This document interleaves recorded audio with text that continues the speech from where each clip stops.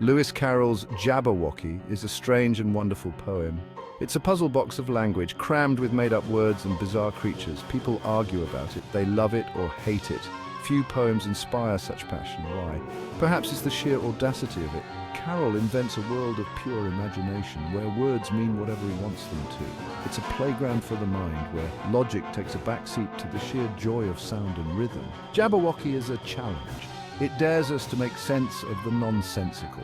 And in doing so, it reminds us of the power of language to create, to surprise, and to delight. It's a reminder that sometimes the greatest journeys are taken not with maps, but with open minds and a sense of wonder.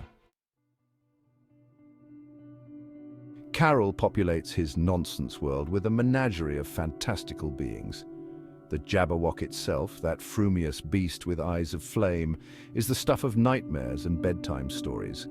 It's a creature born of pure imagination, a mishmash of familiar animalistic traits twisted into something wholly original. Then there's the Jubjub bird, a creature that sounds as whimsical as its name suggests. Is it a bird of paradise, a mischievous sprite? Carroll doesn't say, leaving it to our imaginations to fill in the blanks. And who could forget the Bandersnatch, that frumious creature with snapping jaws? Like the Jabberwock, it's a creature of instinct and danger, a lurking menace in Carroll's topsy-turvy world. These creatures, though nonsensical on the surface, resonate with our deepest fears and desires. They are the monsters under the bed, the strange beasts that populate our dreams, proof that even in a world of made-up words, there's room for genuine emotion. Jabberwocky isn't just a collection of strange words, it's a story. A hero takes a sword and slays a fearsome beast. Good triumphs over evil. We've heard this story before. Familiarity makes the strangeness acceptable. Carroll plays with the structure of the poem. It isn't linear, it starts in the middle, jumps to the end, then back to the beginning. This could be confusing. Instead, it adds to the dreamlike quality of the poem. The poem has a rhythm and rhyme scheme that's both familiar and strange. This makes it fun to read aloud. You can get caught up in the music of the words, even if you don't understand all of them. Carroll uses all these techniques to draw us into his world. He makes us active participants in the creation of meaning.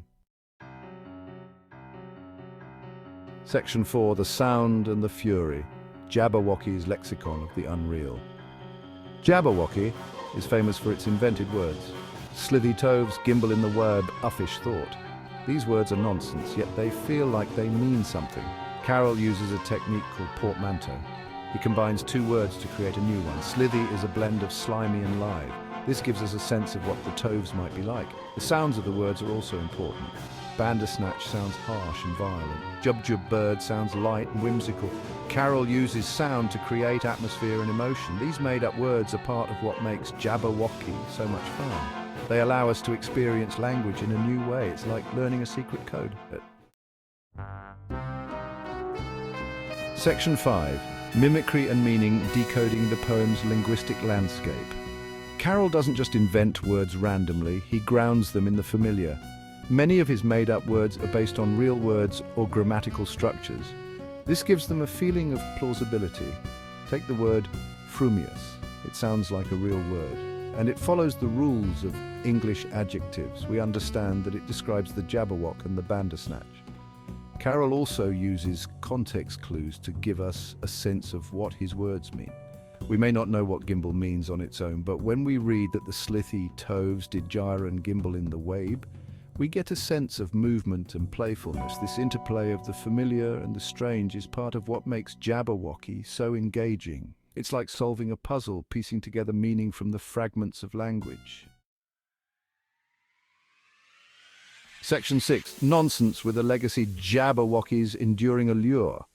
Jabberwocky is more than just a nonsense poem, it's a celebration of the power of language. It reminds us that words can be used to create worlds, to evoke emotions, and to challenge our perceptions of reality. The poem's influence can be seen in everything from literature and film to music and video games.